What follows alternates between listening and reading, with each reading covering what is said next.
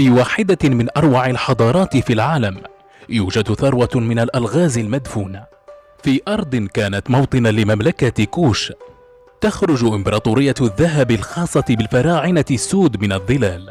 سيستخدم علماء الآثار كل وسيلة ممكنة لاكتشاف هذه الثقافة الغامضة والمخبأة منذ فترة طويلة. ينطلق يوهان رينهارت في رحلة إلى منطقة جديدة ومجهولة، حيث سيكتشف كنوزا تاريخية. اكتشف قصة الفرعون الشاب الذي كان قويا بما فيه الكفاية لإعادة تأسيس مصر في قلب العالم القديم. وشاهدوا الروعة الملكية لقبر توت عنخ آمون، واكتشفوا الكنوز وراء الأساطير في أسرار مصر القديمة. الليلة على ناشونال جيوغرافيك أبو ظبي.